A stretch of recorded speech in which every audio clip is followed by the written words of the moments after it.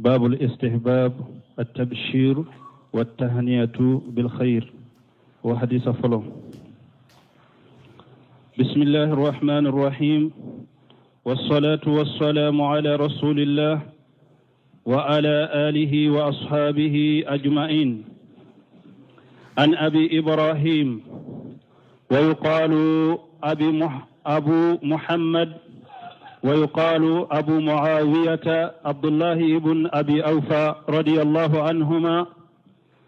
أن رسول الله صلى الله عليه وسلم بشر خديجة رضي الله عنها ببيت في الجنة من قصب لا خصب فيه ولا نصب، متفق عليه. القصب هنا اللؤلؤ مجوف، والصخب السياه واللغط، والنصب التعب. بسم الله الرحمن الرحيم، والصلاة والسلام على نبينا محمد وعلى آله وأصحابه وسلم تسليما كثيرا. سبحانك لا علم لنا إلا ما علمتنا إنك أنت العليم الحكيم. آمين. أستغفر الله الذي لا إله إلا هو الحي القيوم وأتوب إليه. اللهم انفعنا بما علمتنا وعلمنا ما ينفعنا وزدنا علما. بيتنا سوية هجرية بكلة أني كمناني أني بناني أني سبا شهر ربيع الأول من هجرية سانكالو سبنا بسويني ومغان ووروناي ميلاد النصارى وكجاتي بافلاني مغاني كله سانكالو تاني كله نا بسوين بكي وفولوي أمبي باكو جيكوروني غرفولا مسجد السلام كونو درس بإمامنا النووي رحمه الله وككتاب كونو رياض الصالحين بوندامي ناكو كانيوغون نيسونجيا أني كانيوغون تاري تاري نيجيان هيراوي أني لاغرا هيراو بي حديثا من كلنا أنك وأن أبي إبراهيم ويقال أبو محمد حديثا من إبراهيم فاما دوبا فو محمد فا أرابو بافو نمكونيا ni togo be ika den folo ubo togo da ika ko karasa fa wa yuqalu abu muawiyata do ba fo fana ko muawiyata fa abdullah ibn awfa abdullah ibn abi awfa radiyallahu anhuma cenyere togo yede abdullah ibn awfa dendo alaka je kabu fula bema أن رسول الله صلى الله عليه وسلم بشر خديجة رضي الله عنها ببيت في الجنة من قصب. كوتشيدي أي أمبا خديجة نيسونجيا نيسودوي كوسودو باي أرجانا كونو سوين دلالنوني لولويدي soyin dilalani lulude etasi sankancho aya nisonjano arjanna kono sankancho min dilanani luluye la saqaba fihi mankanta kono wala nasaba segenta kono muntafaq alay bukhari muslimi bena hadisaina khadija tukani sonjia min fuleninye cide ma foni ayrede وما ينطق عن الهوى إن هو إلا وحي يوحى. جبريل ديا لفو جبريل ديا فو تشيدني بواسطة جبريل هو الذي أخبر رسول الله صلى الله عليه وسلم. جبريل ديا تشيدن كبارياناي على ديا جبريل تشي أكا تشيدن كبارياناي تشيدن فنايا فو أمبا خديجة توي ni somi ni amba qaryatun ni sonjara naye lulu de do akono ferele mankantala komi jinya iwi kaddu kono abe soro so kono mankallankolon be fo kumallankolon be fo nafate kuma mununa woten ni nso kono wasaqb al aswat saqbu korede kam munun nube toka hadamade ka sugula kiddegu kuma kam munun be degu kuma nafantaw wodi ato nana aya kono arijanna lako la laqaw fiha wala tasim alako kuma lankolon te fo arijanna kono junubu kuma te fo arijanna kono tahiyatuhum fiha salam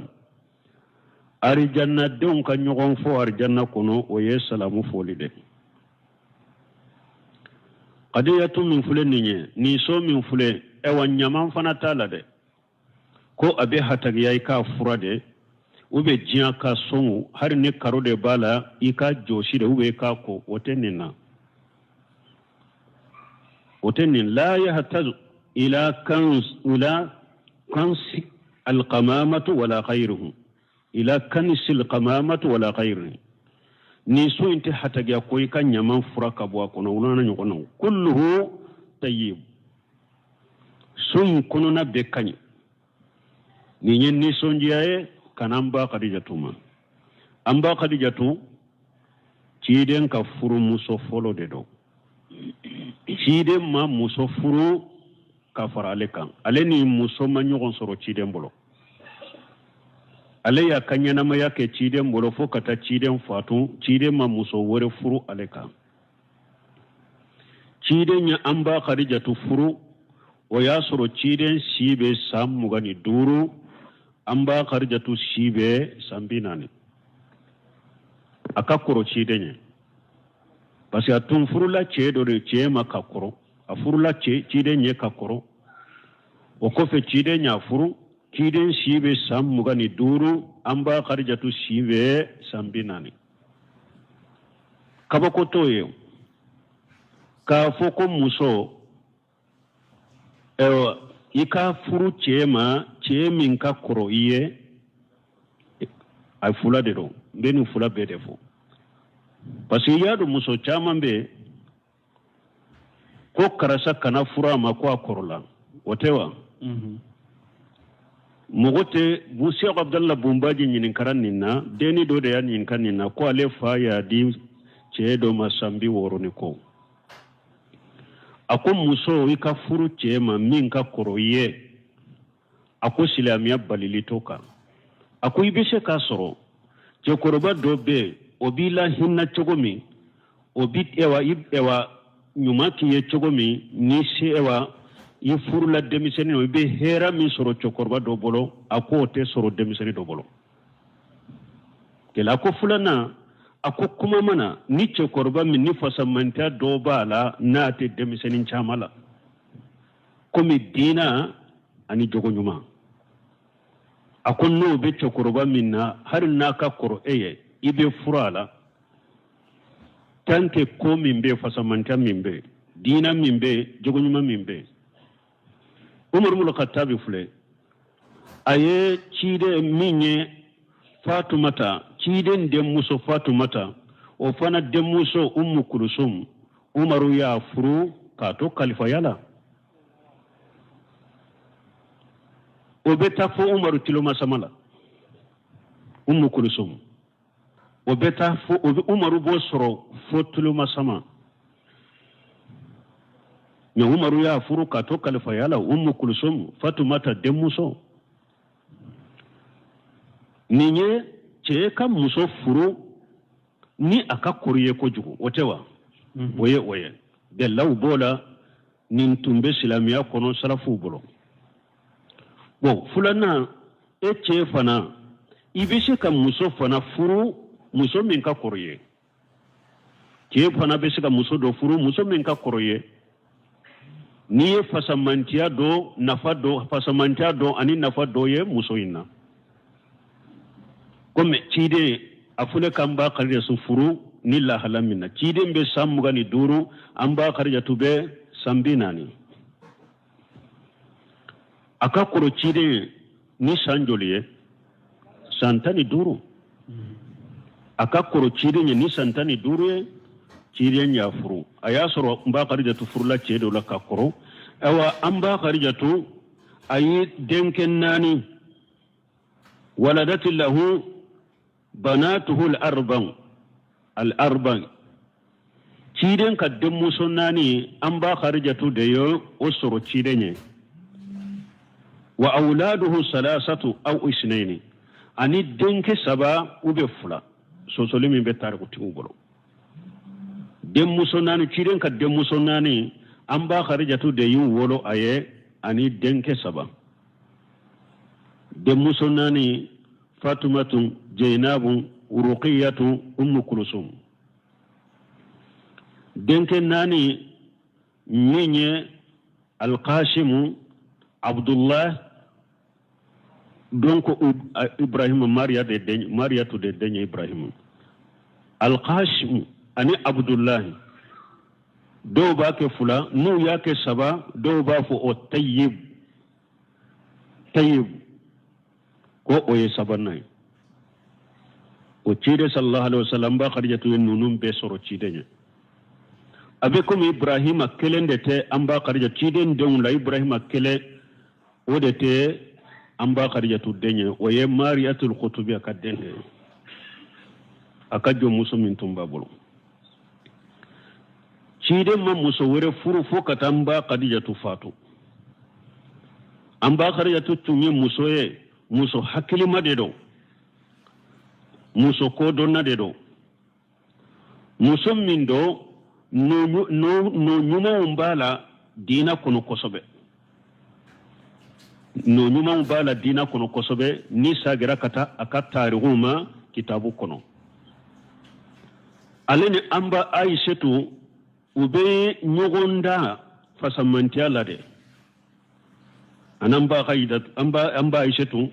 ani amba Khadijatu nyogonda debe une nyogonche fasamantiala don kaba uye nyogon soso doko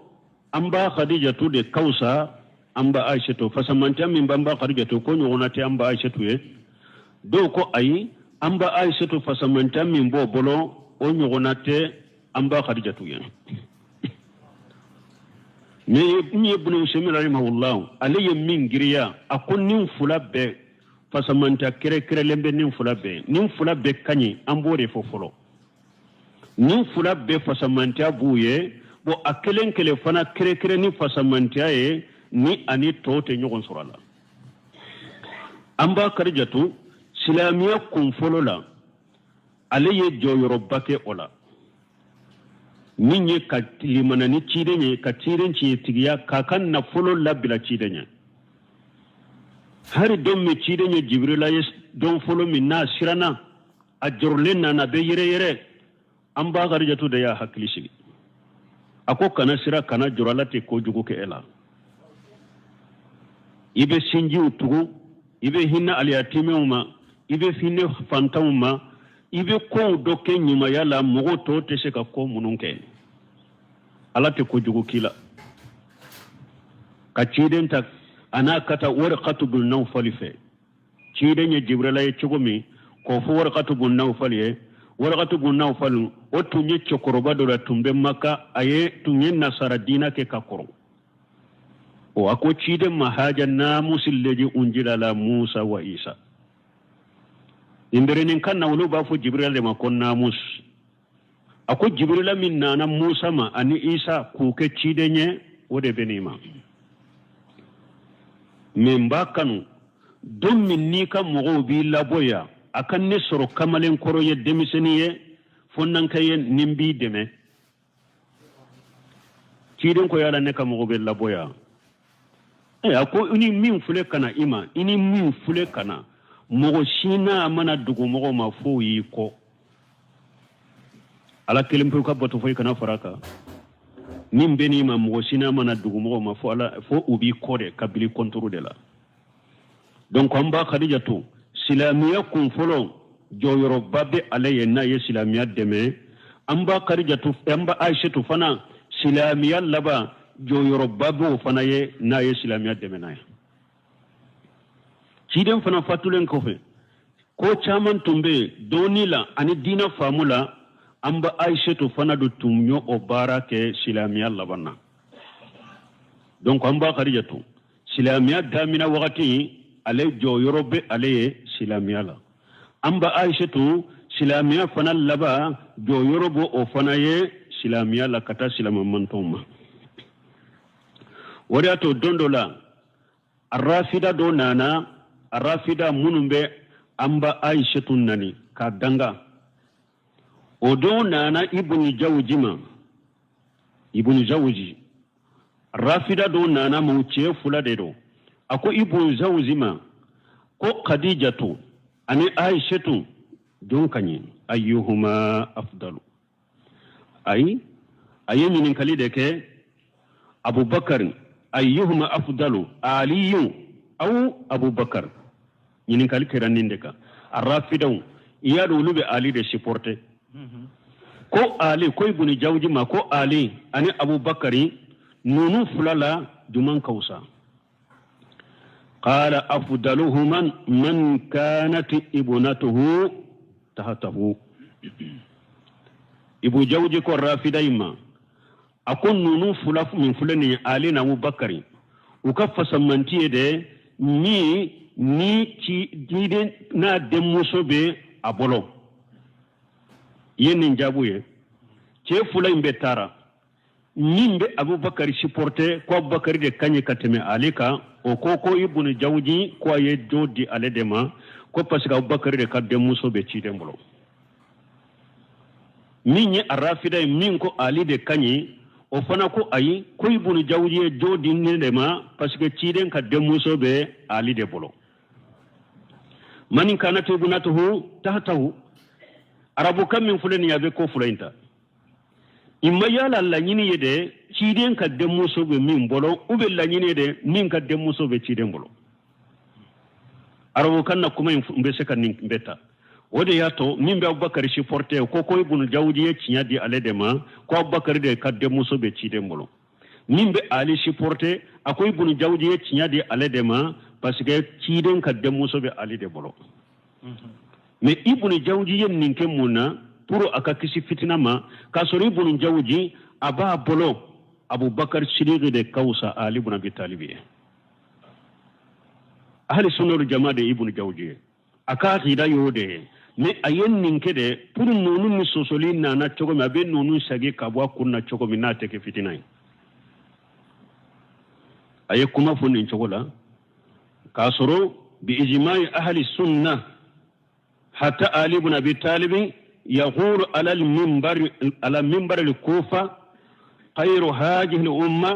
بعد النبيها أبو بكر ثم عمر أهل السنة الجماعة ببنم باكا كو أبو بكر الصديق ودي كوسا علي بن أبي طالب هاري علي يري مغمغي أهل السنة والجماعة وببنم باكا ko ciden temenen kofe kabo akan manton la abubakari de kausa ciden kan manton be ni ciden yere sembora la abubakari de kausa kateme ciden kan manton be sunna mugo be bennen bennin ka har ali ibn abi talib yere sonnen bennima ali de la kafo mimbari ka kufa abe kutuba kala akon nim manton nin nabi nyuma ni ciden yere sembora la konni manto ciden kam manto munu fule ninye ko abubakari de kausa na beye ni ciden yere sentala ko o kofe umaru donc abubakari de kausa na beye o kofe umaru o kofe usmana o kofe ali ibn abi talib ahli sunna wal jamaa ka aqida ninde hari sosolim min tunnana na tumbe abu hanifa bolo ko minye ali ibn abi talib ko kausa usmana ye abu hanifa labana kabo ola asagira kata ahli sunna wal jamaa ka aqidama kiden bolen ko fi ala akan manto abubakar de kanyi o ko fe umaru o ko fe usmana o ko fe ali ibn abi talib fusamanta be tanin chogo de la donc lanyini ye munyeya amba khadijatu afora ye depi akanya na mayala abe jiya kono alay jibrila ci ciden ma ko ciden ka foye ka nisondiya ko etashi do baye arjanna kono ko etashi ndilalani lulude ko mankanta kono segenta kono donc an ko nisondiya min fule bondala hada madembe kuma dofo hada maden doye ka nisondiya ni jinya ko doye ibishe kam mogon nisondiya la gara ko do fanaye kamun nisonjani lagara kan nema doye o dode fule ninye amba khadijatu cidenya nisonja ko etashi do baye arjanna kono وعن أبي موسى الأشعري رضي الله عنه أنه توضأ في بيته ثم خرج فقال لألزمن رسول الله صلى الله عليه وسلم ولأكونن معه يومي هذا فجاء المسجد فسأل عن النبي صلى الله عليه وسلم فقال وجهها هنا قال فخرجت على أثره أسأل عنه حتى دخل بير الأريس فجلست عند الباب حتى قضى رسول الله صلى الله عليه وسلم حاجته وتوضأ فقمت إليه فإذا هو قد جلس على البير الأريس وتوسط قفها وكشف عن ساقيه ودلاهما في البير فسلمت عليه ثم انصرفت فجلست عند الباب فقلت لأكونن بواب رسول الله صلى الله عليه وسلم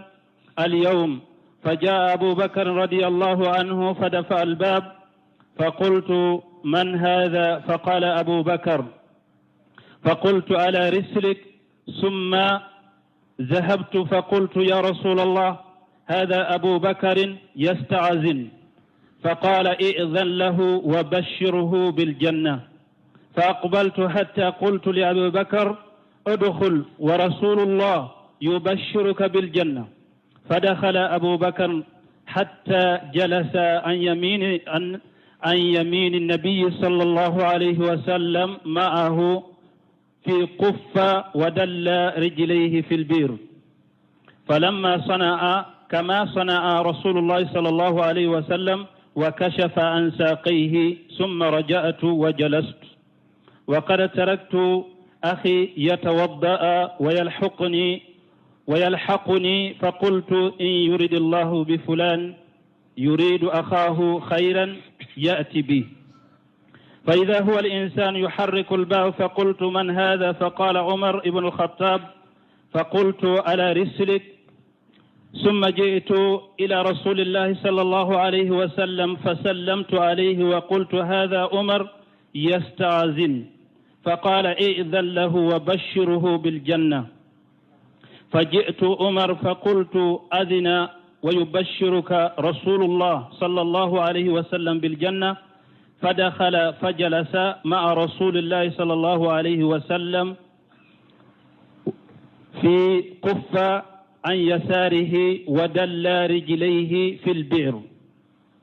ثم رجعت فجلست فقلت إن يريد الله بفلان يريد أخاه خيرا يأتي به فجاء الإنسان فحرك الباب فقلت من هذا فقال عثمان بن عفان فقلت على رسلك وجئت النبي صلى الله عليه وسلم فأخبرته فقال ائذن له وبشره بالجنة مع بلوى تصيبه فجئت فقلت ادخل ويبشرك رسول الله صلى الله عليه وسلم بالجنة ما بلوى تصيبك فدخل فجلس فوجد القف قد ملئ فجلس وجاءهم من شق الآخر قال سعيد ابن مسيب فأولتها قبورهم متفق عليه وزاد في رواية حسن والنبي موسى الأشعري رضي الله عنه قد سمنا بموسى الأشعري ملك جيكواما أنه تودى في بيته وابو موسى الأشعري سلجي تاكسوكونو ثم خرج كفي أبورا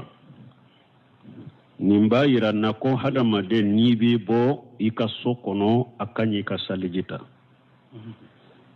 نسلجي بلا ni benna sallima yoromi aya soro salliji bila donc ibe do sallila kafara jamaka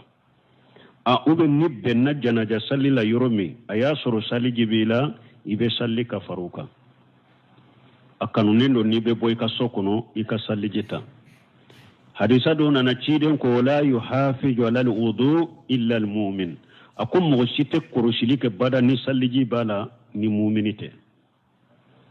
donc abu musa ay sallijita kabo aka sokono fa qala ko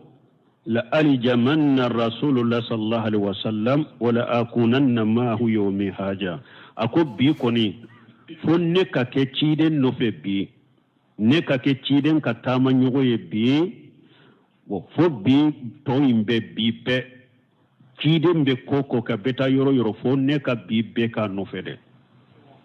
ayo bila yereka bi ne be bi be ke ciden no fe de na tara yoro yoro asigira yoro yoro mba no fe de bi be fajal masjida anana misrila parce que cide ta yoro saba ɲɔgɔnna de bɛ ciden na dɔrɔn imma ciden bɛ misiri kɔnɔ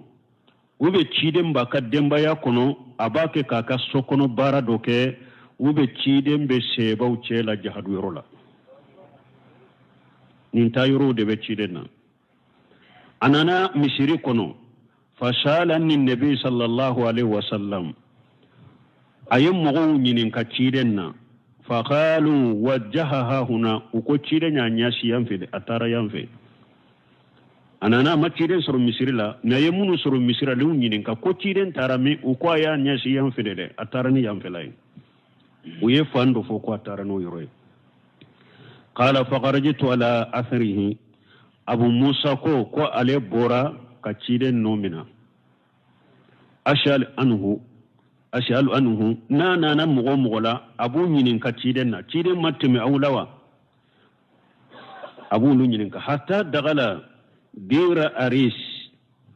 فو تشيدن تهرادو ناغو فرو دو كونو ناغو فرو كولو دو بي وبافما بير أريس او كولو انتم بي مدينة تشيدن كبولونا نيجي بينا او كولو اندي كونو عثمان بولو ويه كولو انجي بيك بو bogo min ba kono ka be bo bono nege maye bono lenge do tumbe cide mbolo la na be letri na ye letri sebe katam masakeuma bolo na nege sanfela de cide ka tampoe abe bolo nege ndeke ka tampo inte a sebelen tumbe bolo le sanfe la ilaha illa allah muhammad rasulullah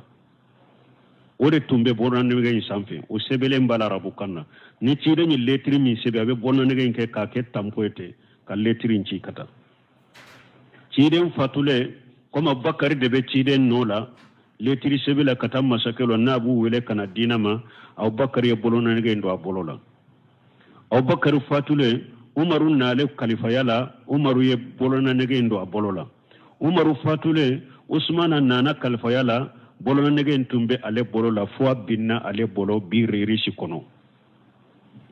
anyinena amaye ciren donna o kolobe ewa na ko forumin kono donno kono fajalasitu indal bab aba musa ko ale sigira na ko foro indala hatta qada rasulullah sallallahu alaihi wasallam hajatahu wa tawadda fo ciden nya ka haju inke na ko foro tude be ciden nya ka haju ke haju imbanne ciden ye sallijita bo ciden kalladate na alebeta yoro mi mogo ka sigale dala koy ba le garadi ciden kallada toye mi abu musa sigira dala de wakati mi ciden tumba ka hajuna mogo kanana kasoro o chogola hajun ke wakati de abu musa sigira dala mi tuma mi ciden ka haju banna ciden ye sallijita fa qumtu ilayhi abu musa ko ale wulila kata ciden ma fayija huwa qad jalasa ala birri ris ko ayel ya soro ciden sigira birri risi koloi ciden sigira adala wa tawassata quffaha koloi nda chamanche ciden sigira quffa kore munye burusula nutu folo la nuye kolonse kolo inda ube bogo doke ka kolo inda dilate puru nyamaun kana to ka kulungulu ka bilala bo cide nana uye kolo inda min dilate cide sigira o chamancela wa kasafa an saqihi cide nya ka fini bo gelengala fulala wa dallahuma fil birr aye gelengala fula injigi kolo inkono abe ko ni mo sigira kolo inkono ki sheun injigi kata isigile nyo ye sheun jigi akono gelengala fula yu jiga kono bunu sumni ko sarahu la ko Allahu alam nin kera kala ya wakati de la ayatu tilima filale do ka yoro kakala bonni yoro kakala ni kala ya bila kolon kono na kacha kolon kono na ji sumaya ewa fembe bo finye bi sumalembe bo donc aye kala ya mimbaka aye fini bo gelengala fulala ku jigi koloin kono puru ji suma finye duma mimbe bo finye sumale mimbe bo na sheun soro ayen nin kenin chogora fa sallamtu alayhi summa ansaraftu abu musa ko ale na ale chide man nin chogola ale ye foli bila chiden ka o kofe ale shagira fa jalasitu indal babi ko ale tara sigi na gufuro indala wo abu musa yere de ya yere ke garadinge chiden dala me kasoro chide man yamarin ninye nya fo chogum chiden kala da teninye ni ale be yoro me ko mo ka garadi akalla da toye ni aba musa yire da ya bila yire kadro tuwe mi ciren shigira kolo dalate ale fana tara shigi awa na gufuro indala fa qultu la kunanna bawaba rasulullah sallallahu alaihi wasallam al yawma ako ale ko bi funne yire kake ciren kadda gardi baga yebbi ciren ma bila la de ale yire de ya ta yire baraji ni ko bimben ninke ciren binne be ke ciren ka gardinge de ka shigi adalate faja abubakar radiyallahu anhu kaba musa sigilento nagu furo indala abubakar sirigi nana laka je kabwama fadafa albaba abubakar ye danyoni abe komi nagu furo da de bala fana dabe tukude abubakar ye danyoni fa qultu man haja ale ko niye jonye parce que dabe unu nyogon chanyata abubakar la akon ni jonye fa qala abubakar ko abubakar de do donc anya fo ni nana je nyini la ibe sheka mo da goshi ibe sheka maga dala donc ni mo yi nyini ka istijanu adabula ni mo yi nyini ka ko jondo kana fo ne ibe to fo donc abubakar shi ko abubakar de do فقلت ألا إرسلك أقول لك أبو بكر أكيد دوني ما نابكم النبا فو إجوفلو ثم جحبت فقلت يا رسول الله أقول كوفي عليه تارا نغفرين كنو أتارا تشيدين في أقول لك تشيدين هاجا أبو بكر يستأذن أو أبو بكر دي فلد دالا أباك كجيني يالا كدو كفريكا يوا فقال إجن له وبشره بالجنة كيدون كبا موسى ما أكو جين داما أكادو نيكا نيسونجا كوا بدوار جنة يكو فاي فقبلت حتى قلت لأبي بكر كو علي نيشيكنا فو عليك أبو بكر ما ادخل ورسول الله صلى الله عليه وسلم يبشرك بالجنة أكو إدو alaka ciden bake kafana kin ni sonja ni arjanna do alaka ciden ni sonja ni arjanna fa dagala abubakar hatta jalasa an yamin an-nabi sallallahu alaihi wasallam ma hu fil quffi wa dala irjilayhi fil birr kama sana rasulullah sallallahu alaihi wasallam wa kasafa an saqihi abubakar donne abubakar fana nana kashigi kono indala ciden kinila ka shen fula jigi kono in kono komi cide nyake chogomi afana ye fini bo gelengala fulala ku ujigi koloyin kono ki sigi cide nkinila ودلائل رجل في البر كما سنة رسول الله صلى الله عليه وسلم ثم رجعت وجلست أبو موسى كن ننكيلي كو علي ساقرا أنا نسيجي دالا وتركت أغي يتودى كو علي أياسرو علي كبالي ما دو بي أبا موسى يري كبالي ما دو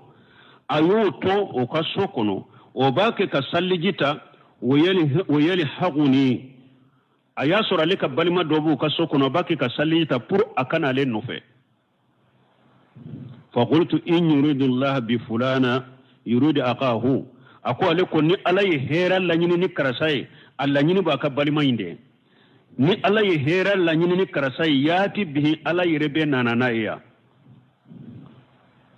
yaro shebon wulutumbe hera kanu nyogonye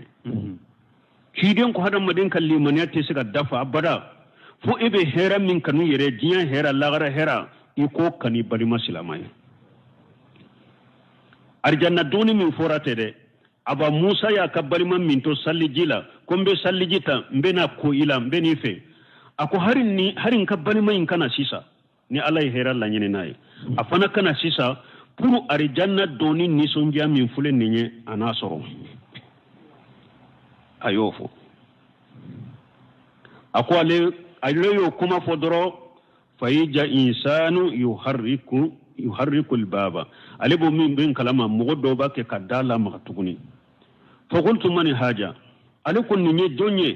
فقال عمر ابن الخطاب أكو عمر ابن الخطاب دلو فقلت لا يرسلك أكو علي ما أكو عمر ما أكدوني ما أنا مكنو ثم جئت إلى رسول الله صلى الله عليه وسلم كو في علينا أنا تشيدما فسلمت عليه أيفولي بلا تشيدنكا بو نيمفولي تشيدم بناغو فرد كنو أبا موسى بن الدادلا me asagito kana chide mabe foli bilaka chide ko mo fula naw be nayi nyogon fo ako hari ni iride donna ani nyogon che o kofe anana be aka sagi ka nyogon fo Allah akbar daraja badri ko ale karamo ke albani della kani o hadisa imbara alela ko ku to haramula ko ube dresudi ko wulila pie donna uni nyogon che dro ku sagira kabbe ko albani ye salamu bilaleka ale ya ka salamu na ko albani ko ibado munnanye salamu bileka a ko ikramu ken to do foni o fonyede ako ciden ko naye nyogon fo o ko fe afarala hari ni iride donnani nyogon ce na sagira kabbe aye nyogon fo ni ladabu ni ode puri kodo donc abu musa fule na ayeti foli bila ciden kan na tara parce que na go foro de don iri bese ka bilo ni nyogonte na sagira kana abe ciden fo kurade akwale nana ayeti ciden fo fa qultu wa qultu haja umaru yastadinu ako ciden man nim fana umaru de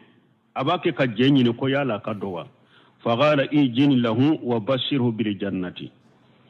o ciden ko ma ko jenda ma kado ika nisonjani arjanna ika fay ko be do arjanna kuno fajitu umara akwale nana umara ma faqultu azinan wa yubashshiruka rasulullah sallallahu alaihi wasallam bil jannati ako cidenye jendi ma koy kado alaka cidenye nisi akon ka fuye ki kibariya koy be do arjanna kuno fadagala fajalasa ma rasulullah sallallahu alaihi wasallam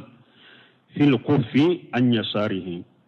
abubakar fana donna nago foroyin kono umar ibn khattab donna nago foroyin kono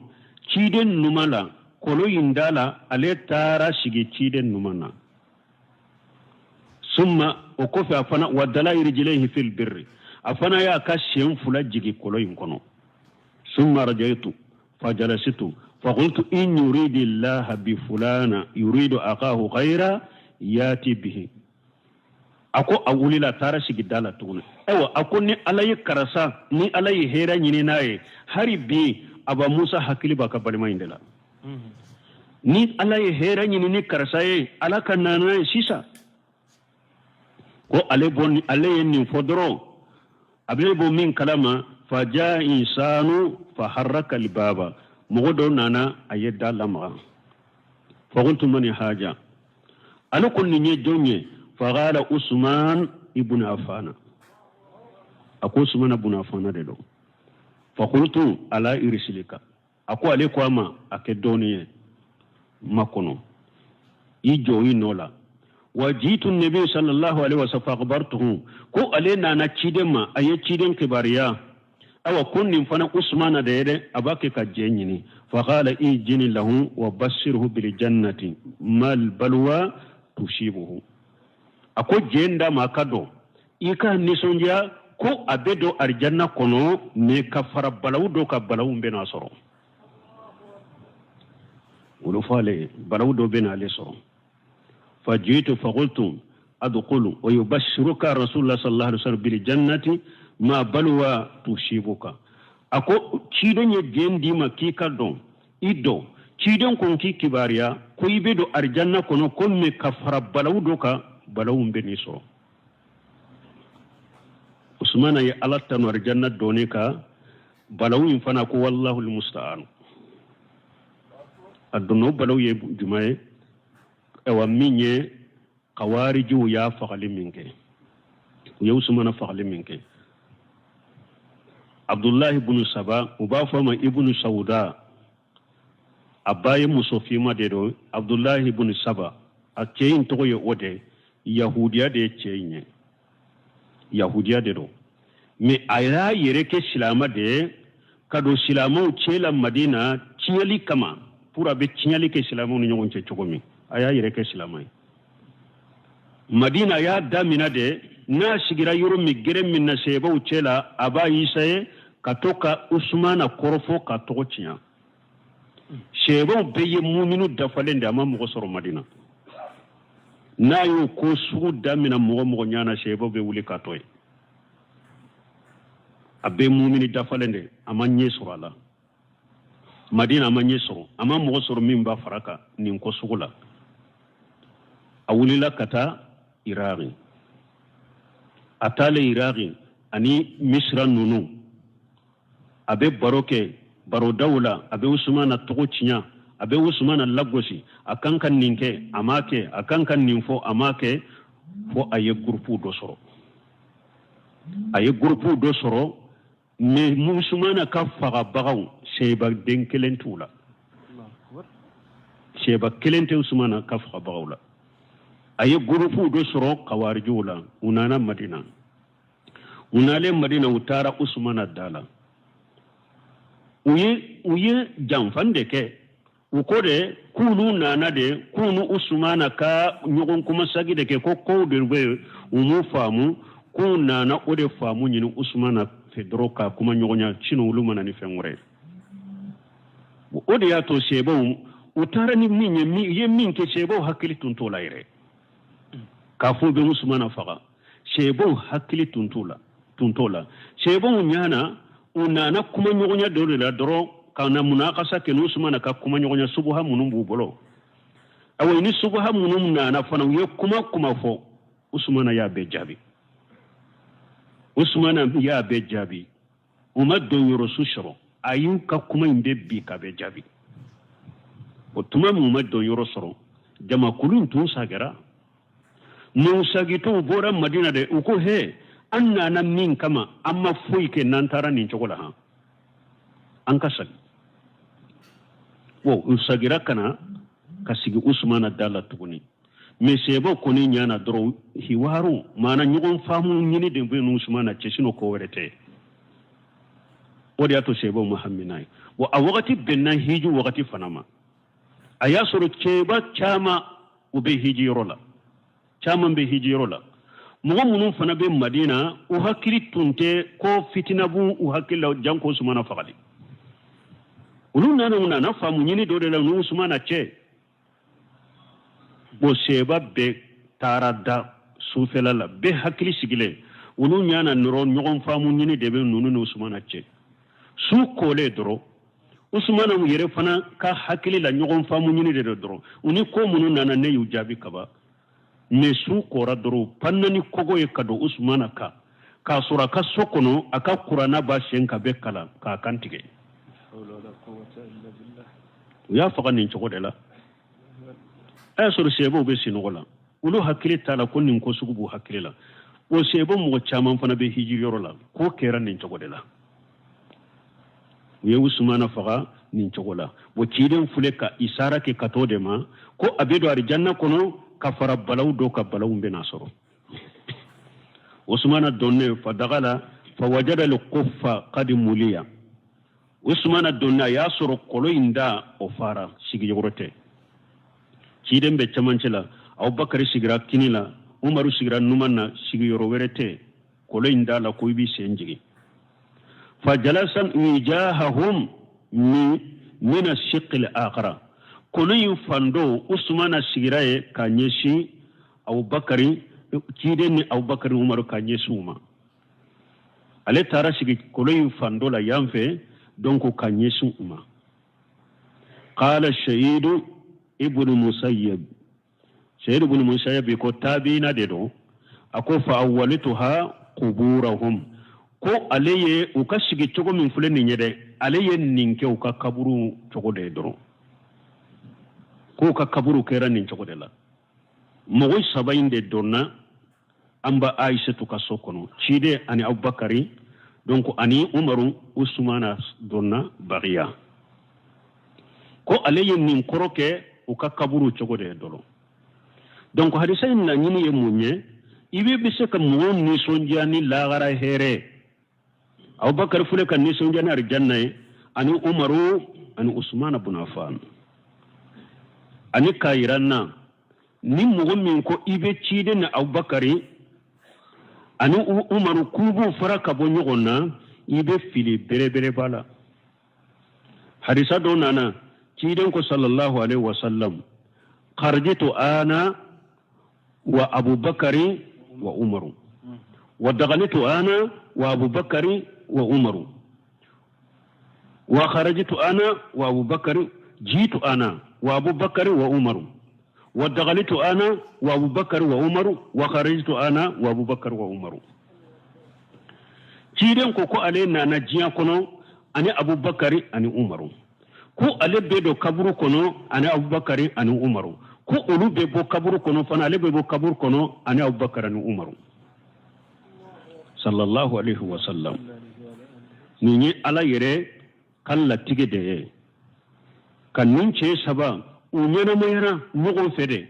u ka kaburu fana be yoro kele de pour qiyama kene ka ni ciden be wuli abena qiyama kene ka ane abubakar no umaru bebe wuli yoro kele ne kana u bebe wuli yoro kele de bo yoro kele de kana qiyama kene ka akonne nana ni abubakar ani umaru ni donna ni abubakar ni umaru ni bora ni abubakar ni umaru dondola ka cide sallallahu alaihi wasallam ka to hudu kuluka cide abubakari umaru usman ibn affan ube hudu kuluin ka kuluin yere la parce que ma ba damo de fulaka kuluin yere la cide ko hudu kuluin ma ku kuluin ako sabati alakan nabi nyuma do de bika ani cinya tigi ani shedu sufula isabati alakan nabi nyuma de bika ani cinya tigi ani shedu sufula nabi nyuma ye cide nyere cinya tigi ya abubakar sidire shedu sufula o ye umar ibn khattab ani usman ibn affan ani usman fa chogofo abdullah ibn sabah de yo fa umar ibn khattab ni nyo o fana faga o ye jondo de atumbe matigi de bolo matigi babila barala u ba fo abu luluwa ni mafila to la kone al majushi afana majushi ade abu lulu al majushi jondo de majushi ade do silamata afana me akajewa matigi de ya nyini umaru fe ko ale ka jon silamate de na ba fi umaru ka bila kana madina ba ka barawke a umaru ko basitala umaru ye jenda mayanati o jonke o de tara umaru madondola umaru ye khalifare silama be nyemado awa ko ne ka matigi tile kono aye min bila ne ka ko ne ka barake kanano ye akachade umaru ko aye joli bilika jonko nya hakke ko umaru fana ko nim fana macaya fana de nim fana macaya de me abe umaru hakilila akan matigi wele ka kuma fi akan no ya kale umaru yen nin kuma min fore ko nim macaya uri digira jonko ma ko umaru katilenya ye be sorofo ale ako umaru la ma akombena binye do dilaya ka labbe ye ka kenyuma ye ka dima ewa ko jonke fule ka lahiru tanyere ja tara murusugu do dila ko kinjari ataro murusugu kata dila ka uba fo chogome ka posone fo kala fana fajiri umaru nale abe sallini jamae aye kabaru fili doro ja aya sorulu ka misiri lampante dibide do ja jonke intara almami kanka joyoro mere ja tara miru dibilai umaru ye kabaru fili doro aya sogo umaru binna seba to yere mabwa kala munum be kofe ulu ya do ko umaru te chogormi tumami ye abdurrahman ibn auf kamme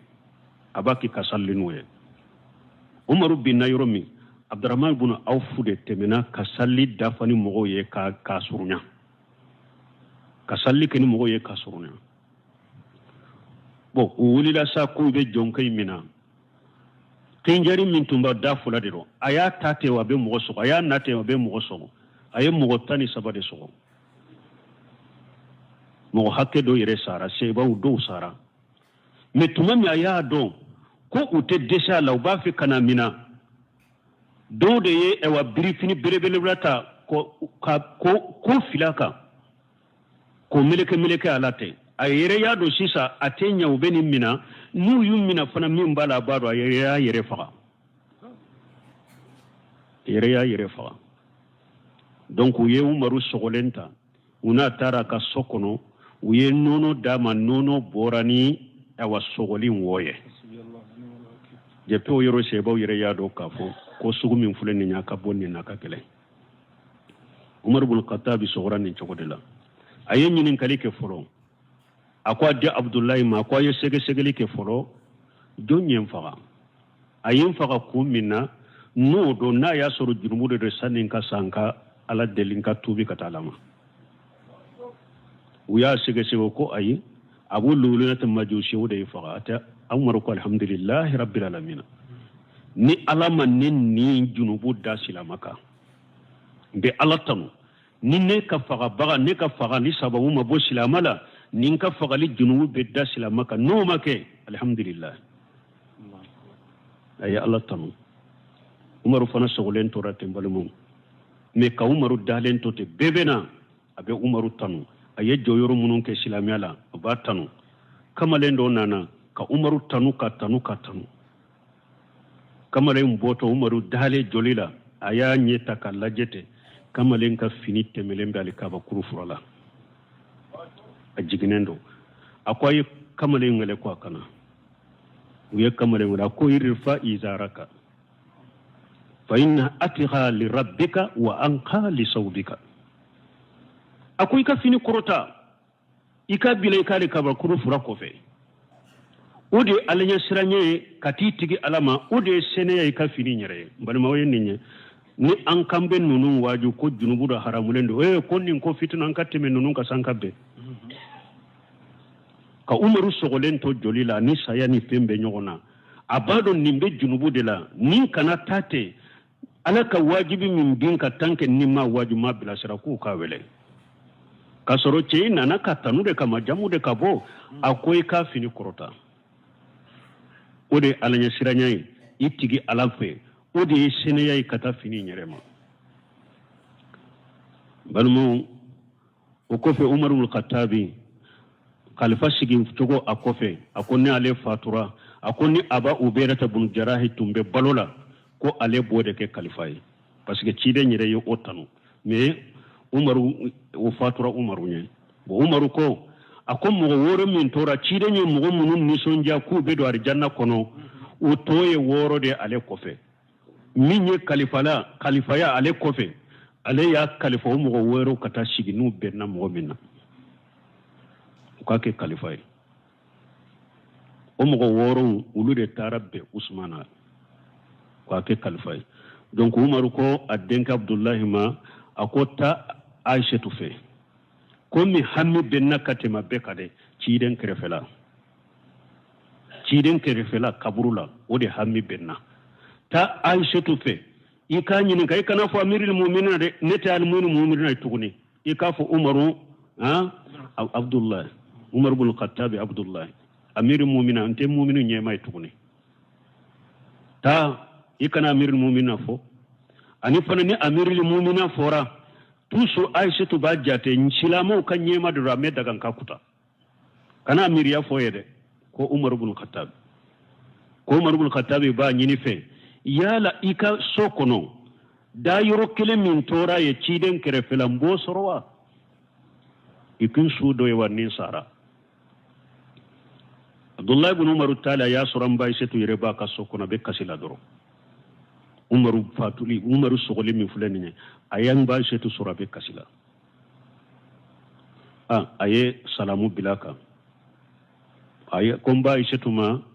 akon fa umar ibn khattab do kon kana nyini fe dayiro min be ka sokono ciden kere fela bo sorwa bo amba setu ko ni dayiro netunya suganti anyere de me bi mbe umaru suganti anyere kanaye ta ko abaye abdullah taala